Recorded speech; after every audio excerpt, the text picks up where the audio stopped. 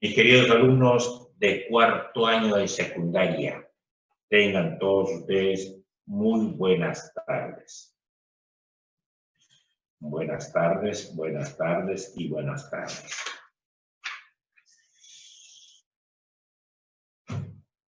A ver,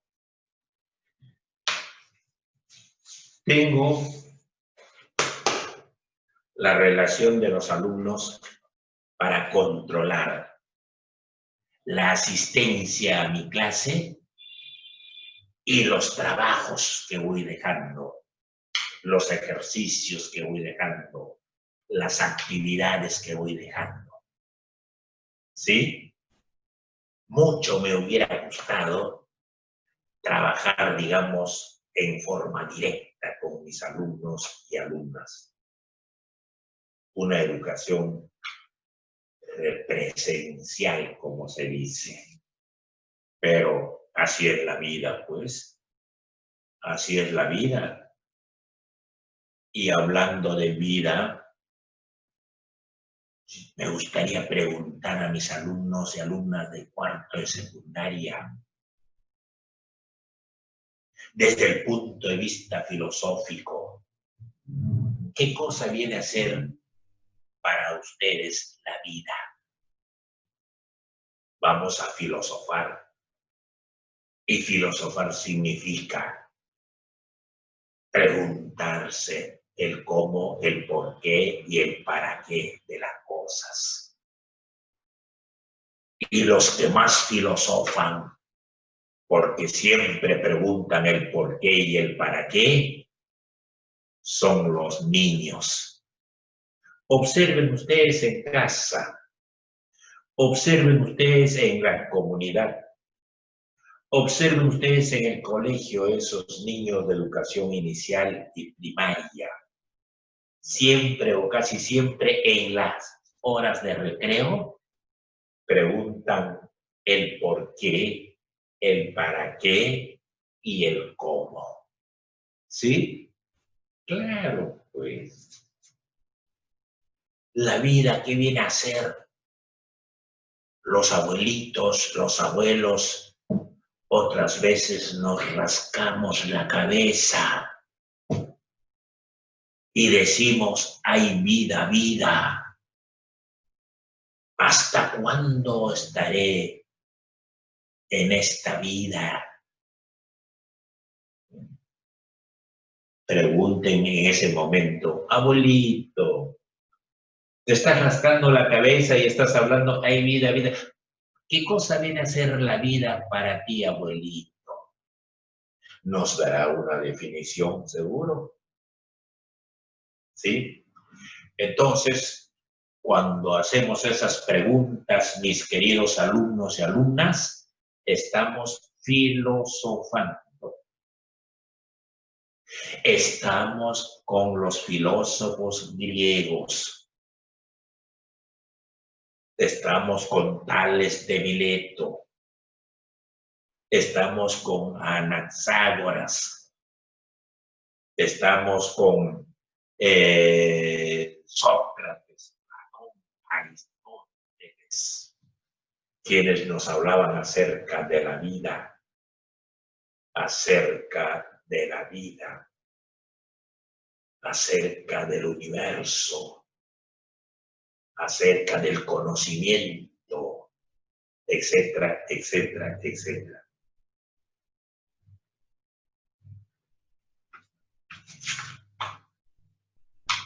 La historia, que viene a ser una ciencia social, mis queridos alumnos y alumnas, trata fundamentalmente de aspectos de carácter político, de carácter social y de carácter económico. En esta oportunidad se me viene a la mente de decirles que la historia del Perú tuvo su momento más difícil, tuvo su momento más difícil tres momentos difíciles durante el virreinato, con la invasión y conquista del Perú por los españoles. Se desmorona, se viene abajo el imperio del Tahuantinsuyo, que contaba con una gran organización política, social y económica.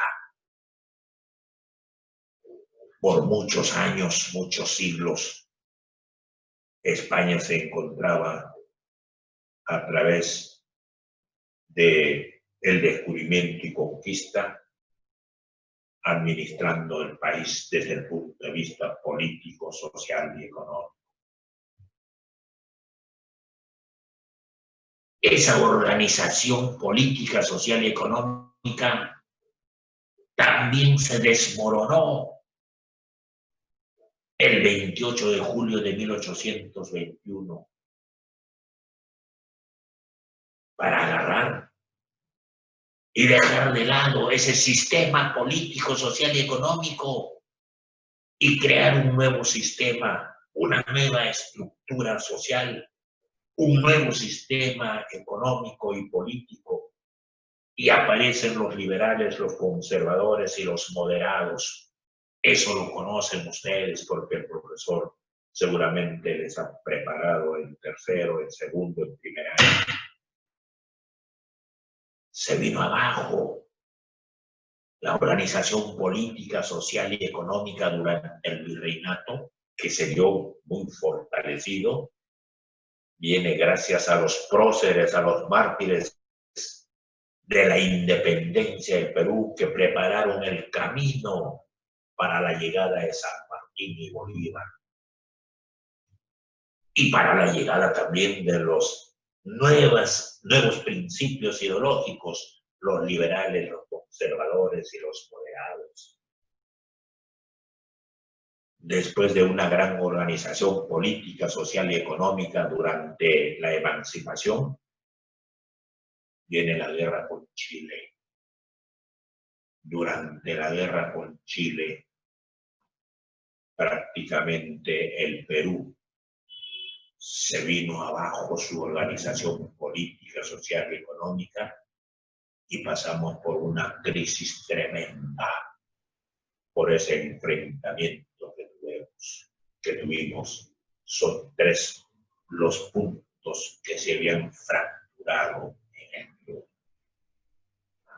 La conquista, la invasión y conquista, la gesta emancipadora y la guerra con Chile. Eso es lo que nos hablan los historiadores durante la época. Pero según yo he podido analizar, mis queridos alumnos, he podido analizar, en la época del virreinato estuvimos mejor que en la época de la República, a comienzos de la República. Sí. Eso es lo que nos cuentan algunos historiadores. Un mejor trato. Habían desigualdades, sí. Por eso,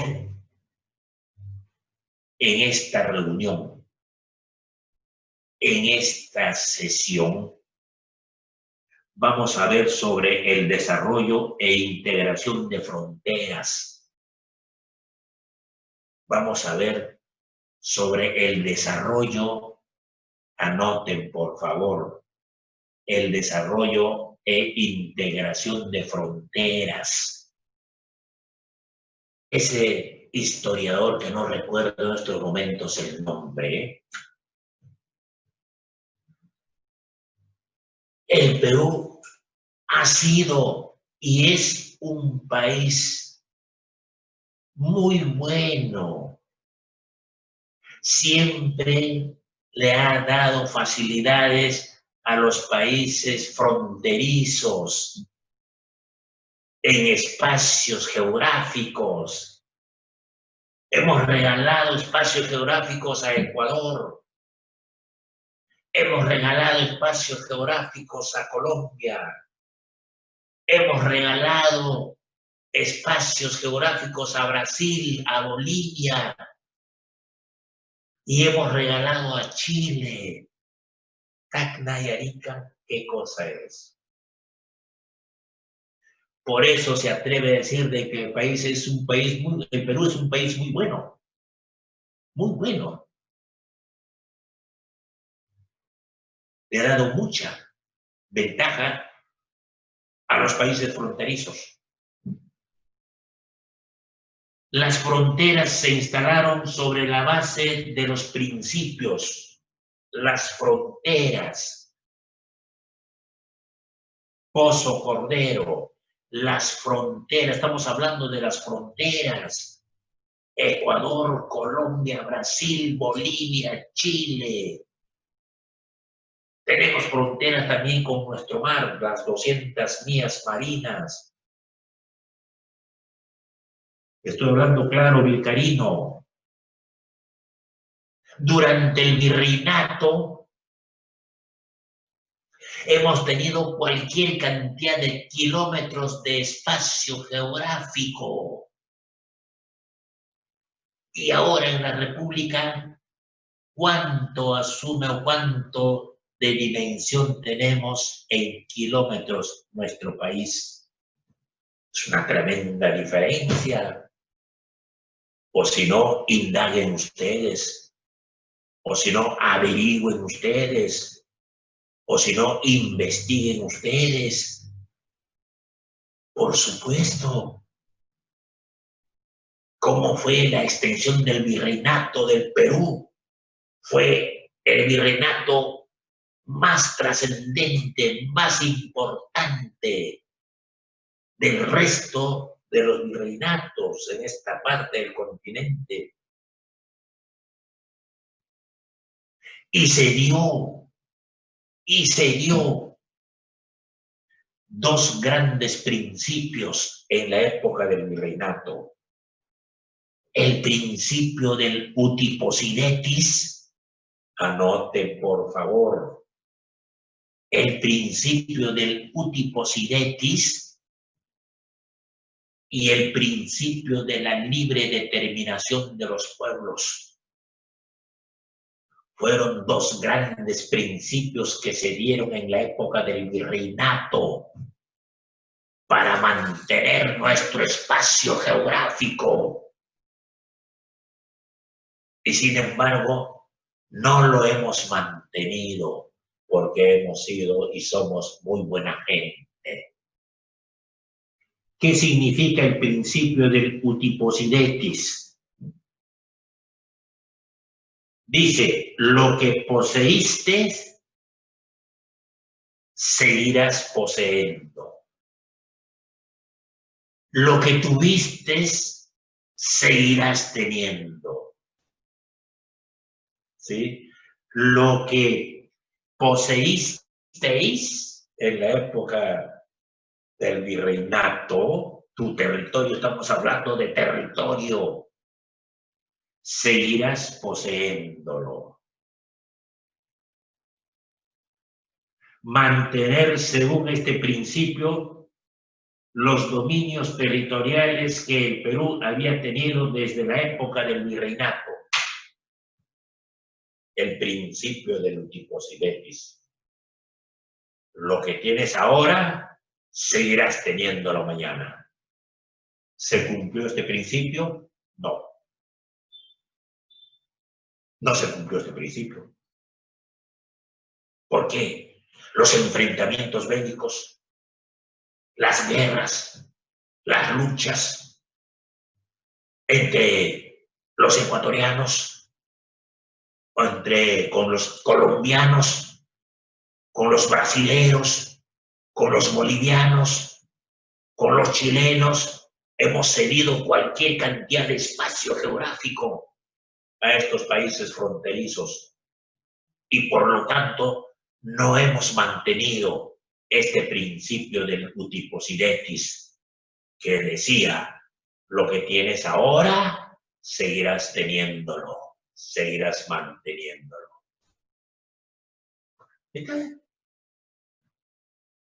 Ahí está la historia. El otro principio, el principio de la libre determinación de los pueblos.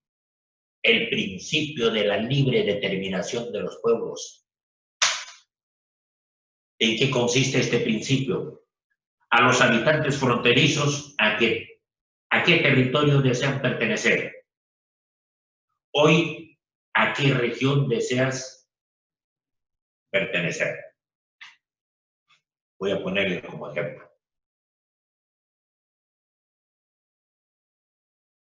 Teníamos problemas con Ecuador y habían habitantes que vivían justo en la línea, digamos, de frontera. Y le preguntaban a ellos, ¿dónde quieres pertenecer? ¿A Ecuador o a Perú?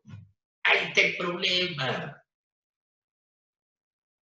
En Colombia, justo en la línea fronteriza, habían pequeños pueblos. Los habitantes ahí les preguntaban, tenemos problemas con Colombia, y tú como vives justo en la línea de frontera, ¿hacia dónde quieres pertenecer? ¿A Colombia o al Perú? De igual manera con Bolivia, de igual manera con Chile. ¿Qué pasó con los tacneños en Chile? ¿Acaso cuando se les preguntó a ellos a dónde quieres pertenecer, no dijeron a Perú? ¿Y acaso no se vinieron a Tacna? Por eso, los tacneños celebran cada 29, 30 de agosto su reincorporación al seno de la patria. Y la patria viene a ser el suelo donde hemos nacido. Y patriotismo, ¿qué viene a ser, profesor? Amar a su patria, amar a ese suelo donde hemos nacido.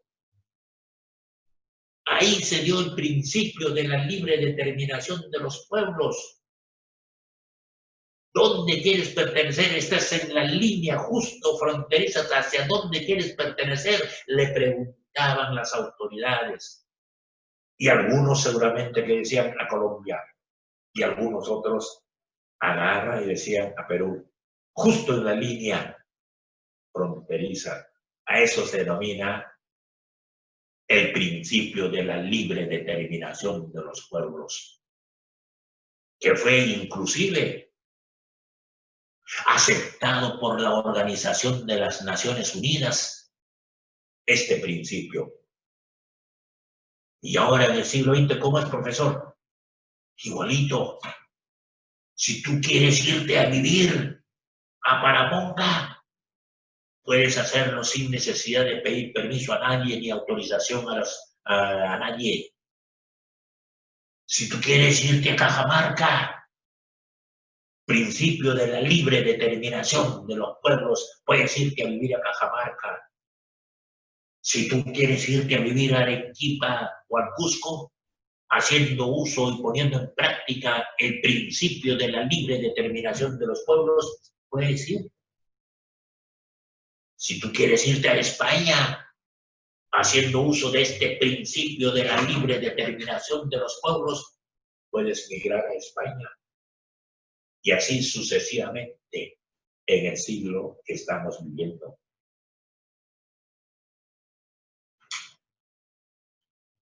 Otros mecanismos que se dieron posteriormente fueron los tratados, fueron los acuerdos, los conflictos armados. Otro principio ya en este siglo, los tratados que se firmaron entre los países limítrofes y los conflictos armados, la guerra con Ecuador, la guerra con Chile, la guerra con Colombia, qué sé yo. Y no me van a decir que no.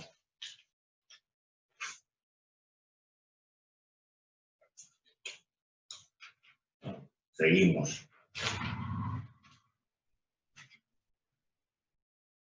Delimitaciones fronterizas. Delimitaciones fronterizas. Un subtítulo. Delimitaciones fronterizas ¿con quién? Con Colombia. ¿Cómo se llevó a cabo? Delimitaciones fronterizas ¿con quién? Con Ecuador. ¿Cómo diablos se llevó a cabo? Con Brasil, con Bolivia, con Chile. Si ustedes observan el mapa geopolítico del Perú en el virreinato, es cualquier cantidad de espacio geográfico hemos tenido. Y ahora, ¿qué ha sucedido? Ahí está el problema de buena gente que somos. Delimitaciones fronterizas con Colombia. Quiero decirles algo a ustedes. Les voy a dejar una pequeña tarea. Una pequeña tarea en donde van a tener que hacer un breve argumento con conclusiones de límites en grupo. Escriba un breve argumento con sus conclusiones de los límites.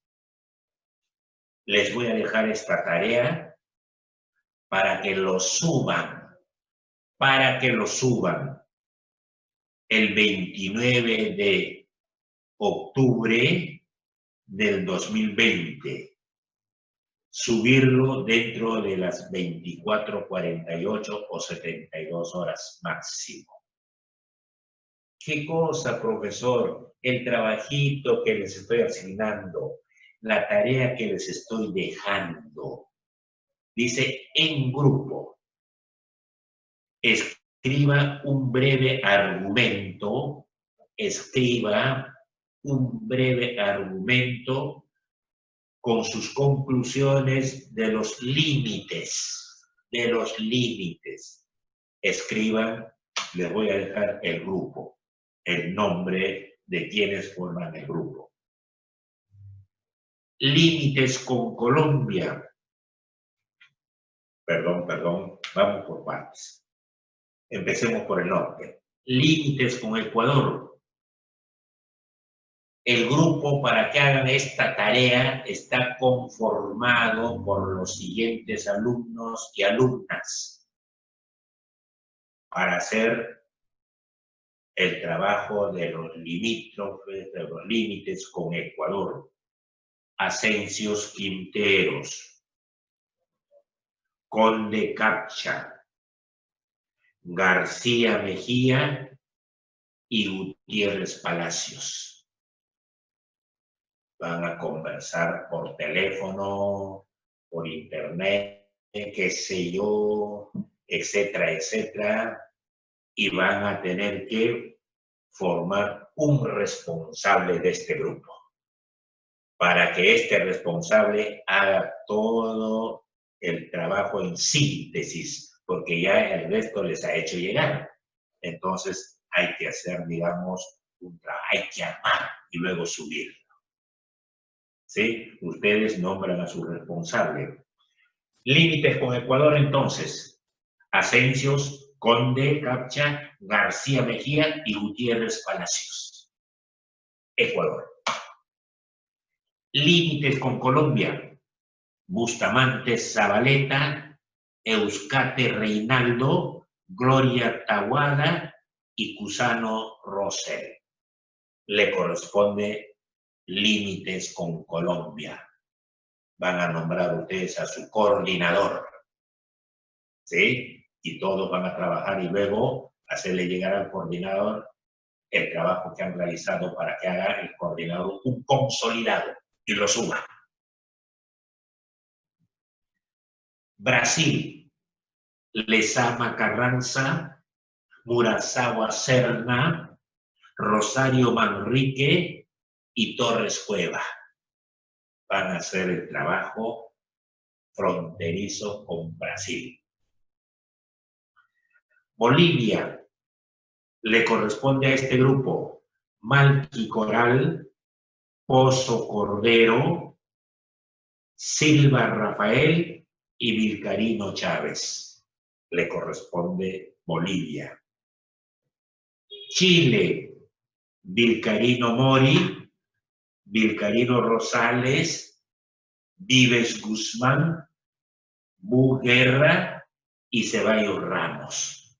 Van a ser la línea fronteriza o las fronteras de la firma de los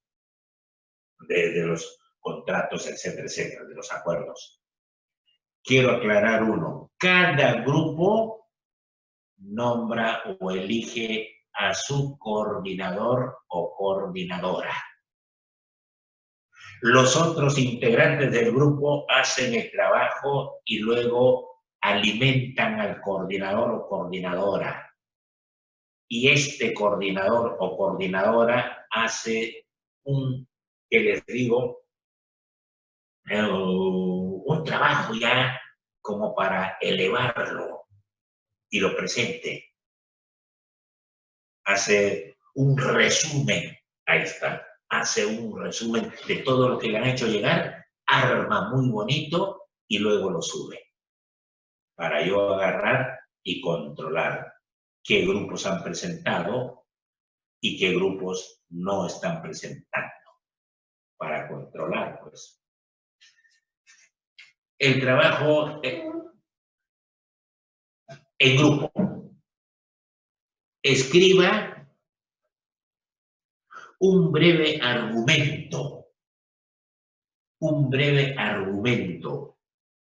con sus conclusiones de los límites que se les ha asignado a cada grupo. Ecuador, ya saben quiénes forman parte del grupo de Ecuador. Colombia, ya saben quiénes de Colombia, Brasil, etcétera, etcétera, etcétera. La fecha de entrega, mis queridos alumnos y alumnas, Vilcarino, Torres, Malqui, García Mejía, Bustamante, Asensio, qué sé yo. La fecha de entrega es el 29 de este mes. Súbanlo, ya sea dentro de las 24 horas o de repente las 48 horas o de repente las 72 horas, pero los grupos que entregan en forma puntual y responsablemente serán evaluados y tendrán mayor nota que aquel que no ha presentado, sino después de las 72 horas o 24 horas o 48 horas, perdón, listo. ¿Sí? Eso ya yo lo manejo. Ustedes lo que tienen que hacer es cumplir con este trabajo. Háganlo, utilicen diferentes medios, conversen, charlen, ingresen a internet, qué sé yo, busquen, y en su libro de Santillán también existe eso, como un ejemplo de limitaciones fronterizas con Colombia. En el año 1829 se firmó un tratado, Girón y Larrea Gual. En segundo lugar, entre 1904 y 1906 se firmó el convenio Pinto-Olaya-Herrera, otro convenio y otro tratado. Problema con Colombia. En 1922, Tratado Salmón-Lozano, línea fronteriza entre Perú y Colombia, fue el río Putumayo. Así, Colombia obtuvo acceso directo al Amazonas trapecio amazónico. Colombia, acceso directo al Amazonas. Ya ves, estamos regalando espacio. Colombia reconoció como peruanos los territorios comprendidos entre la margen derecha del río Putumayo, y la línea establecida entre Ecuador y Colombia, a este lado. Eso es lo que reconoce Colombia.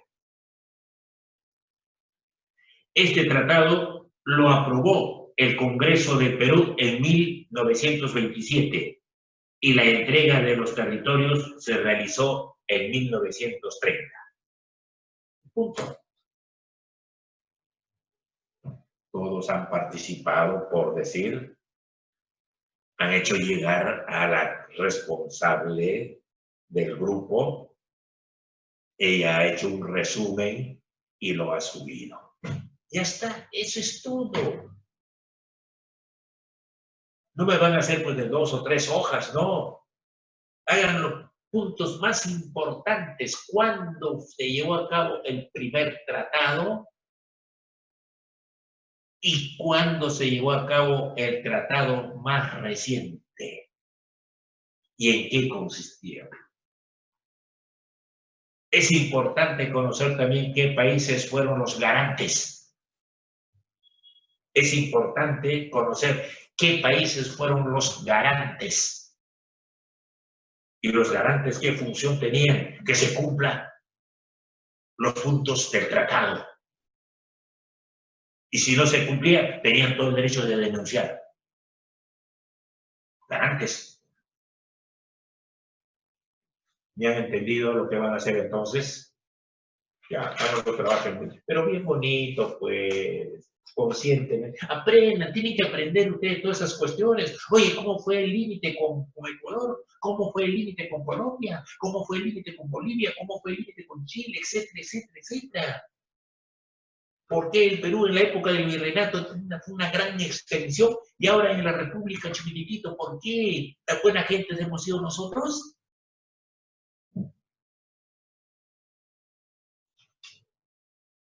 Pasamos a la página. Unidad 7. Ya estamos en la unidad 7.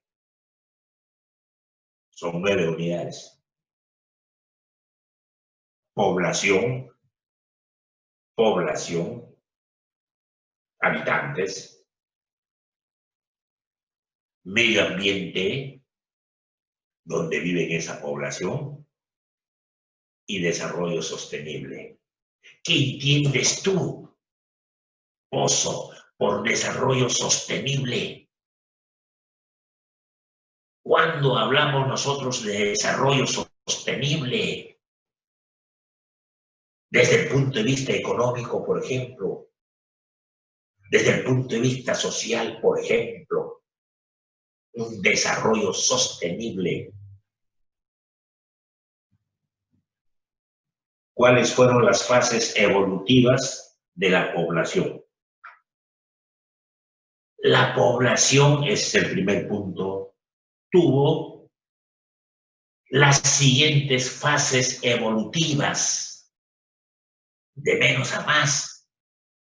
Fase 1, anoten por favor, fase 1, régimen demográfico antiguo y preindustrial. Eso corresponde a la fase 1, un régimen demográfico. Cuando hablamos demográfico significa el espacio y la población. Cuando hablamos de régimen demográfico significa espacio y población, crecimiento de la población o disminución de la cantidad de habitantes, por cuáles motivos, cuáles razones, etcétera, etcétera, etcétera. A eso se refiere. En esta fase, la natalidad. Nosotros acostumbramos el feliz cumpleaños. ¿Y por qué no decimos feliz día natalicio? Feliz natalicio. O sea, la natalidad es el nacimiento, el día que uno nace. En esta fase, la natalidad y la mortalidad son elevadas. ¿En qué fase dice, profesor? En la fase 1, en nuestro país. La natalidad es elevada y la mortalidad también es elevada. Así como nacían, también morían. Por lo cual la población crece poco. Claro, hay un nacimiento y una muerte, hay un nacimiento y una muerte. Y la población va creciendo poco. ¿Está claro? Les ama, ¿está claro? Generalmente este fenómeno se da en los países subdesarrollados o países pobres, como por ejemplo Níger, como por ejemplo Nepal, como por ejemplo Inglaterra antes de la Revolución Industrial. Antes de la Revolución Industrial, Inglaterra estaba ubicado en estos lugares, en esta zona, en esta parte. Estos países tienen altas tasas de fecundidad. Estos países tienen altas tasas de fecundidad. Estos países tienen alta mortalidad infantil y tienen poca esperanza de vida. Ahí están esas características de la fase número 1 de la población. Ahora nos vamos a la fase número 2. ¿Será igual que el número 1 o será mejor que el número 1? Pregunto. Fase 2. Primera transición. Hay un descenso de la mortalidad. Hay un descenso de la mortalidad.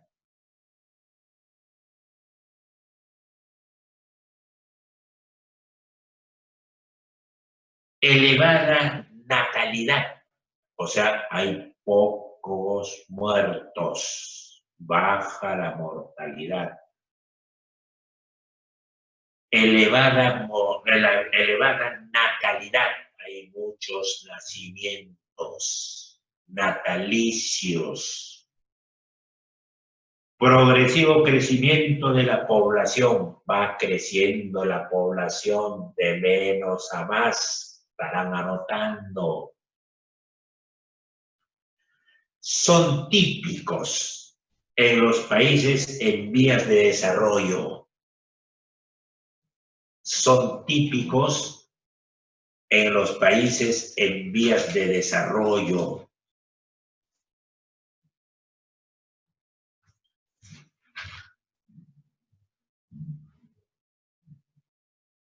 Porque hay mejoras económicas, hay mejoras en las estructuras sociales, hay mejoras culturales y elevan el nivel de calidad de vida. Por ejemplo, nuestro país hasta 1950. Nuestro país, el Perú, hasta 1950. Situación económica, bien. Clases sociales, la alta clase social, la clase media del pueblo, bien. Aspectos culturales, hasta 1950. A partir del 51 se fregó. Mucha corrupción. Demasiada corrupción.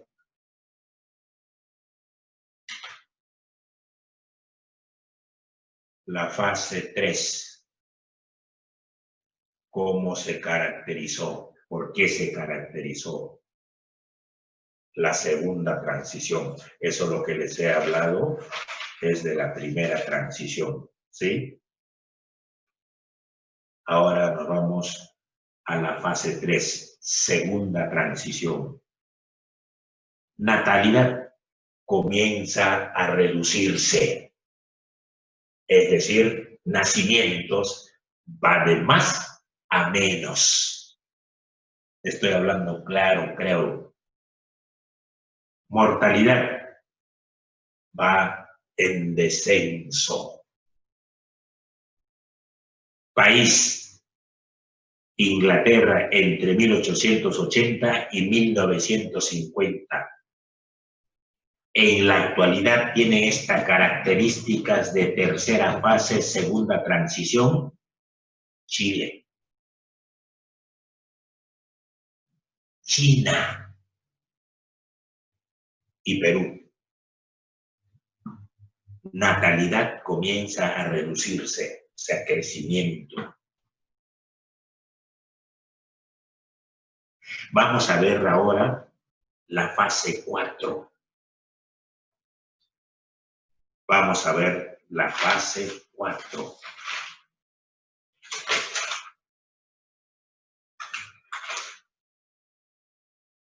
Régimen democrático moderno.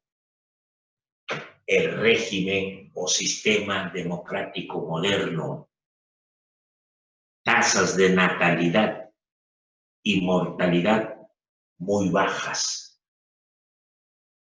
La tasa de natalidad y mortalidad muy bajas. Crecimiento puede ser estático y regresivo. Crecimiento puede ser estático y regresivo. Típicos países de esta clase de natalidad de fase 4, países desarrollados, como por ejemplo Inglaterra, como por ejemplo Alemania, como por ejemplo Estados Unidos, como por ejemplo Francia, tienen estas características: mortalidad y natalidad muy bajas, muy bajas. Crecimiento puede ser estático y regresivo. Crecimiento estático y regresivo. Por eso estamos hablando nosotros de esta situación que lo hemos denominado desarrollo e integración de fronteras, mecanismos de delimitaciones. Lo hemos estado hablando sobre la población, medio ambiente y desarrollo. Ahora hay las tasas de natalidad que se están controlando porque se conocen y se difunden los diferentes medios de para controlar de natalidad, para controlar métodos anticonceptivos, lo que antes no había. En mi época, chacho, adolescente, hasta para comprar esos preservativos lo vendían en la avenida, el parque universitario, lo vendían en la Plaza San Martín, por la Colmena, pero muy silenciosamente habían algunos ambulantes que vendían por lo bajo, te decían: oiga amigo, tengo condones, tengo condones, a 50 céntimos, a 50 céntimos, aproveche, aproveche.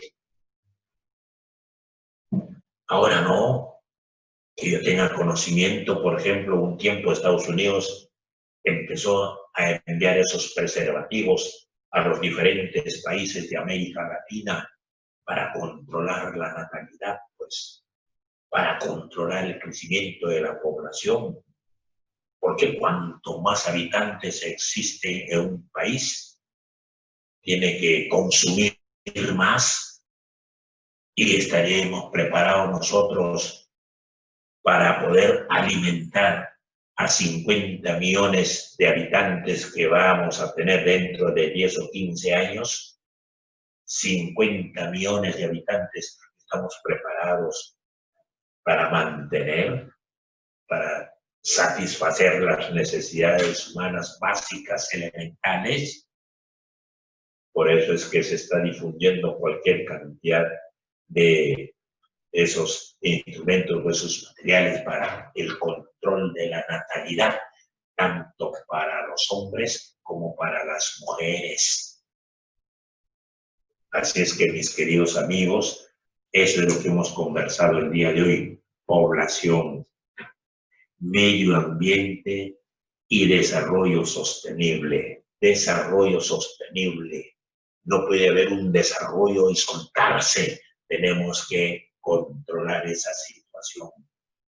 ¿Acaso en la época de Alberto Fujimori a los habitantes de la zona andina de la selva no controlaban, no hacían el control de la natalidad? Sí. La iglesia se oponía y se opone a eso, porque tiene todo el derecho esa criatura de nacer, tiene todo el derecho. ¿Por qué se le va a agarrar y va a tener que poner esos instrumentos? Tiene todo el derecho a la vida. Y si tiene todo el derecho a la vida, el poder ejecutivo del Estado decía: control de la natalidad, control de la natalidad. Hay que controlar, para controlar vámonos a la zona andina y a la selva, a las mujeres hay que controlarles, hay que ponerles su inyección y punto, que por aquí, que por allá. Y la iglesia decía no, no y no. Entonces hay una lucha entre el poder ejecutivo y el poder religioso. A eso lo que se denominó la guerra de las investiduras. A ese enfrentamiento ideológico entre el poder del Estado y el poder religioso por esta cuestión de la natalidad, se denomina la guerra de las investiduras. ¿Sí?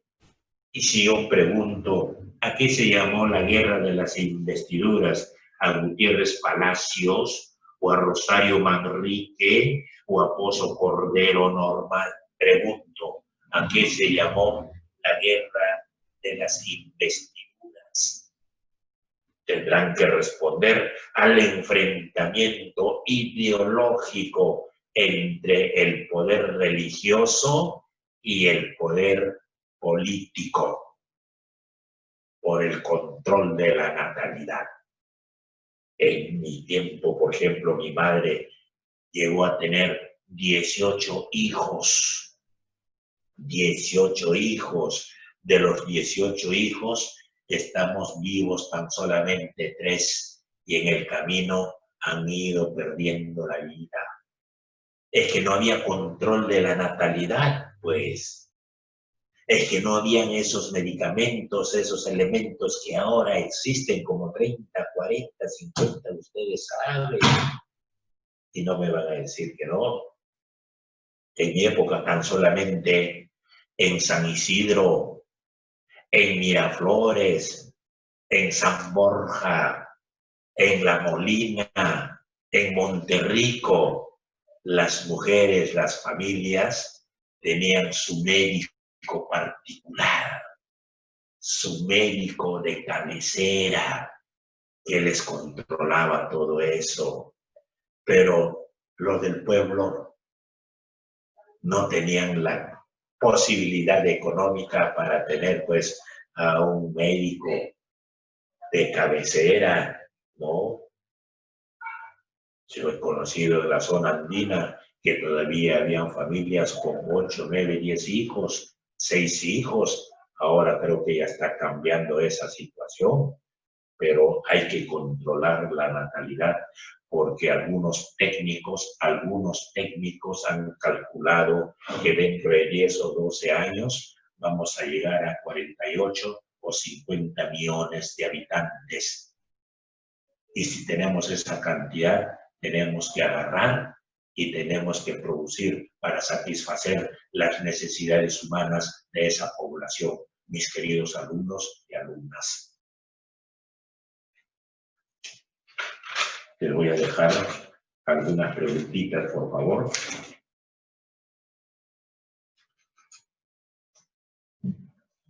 Vamos a ver actividades, ¿ya? Primera pregunta para mis alumnos y alumnas de cuarto de secundaria. ¿Por qué crees que los campesinos migran del campo a la ciudad? ¿Por qué diablo crees que los campesinos migran del campo a la ciudad?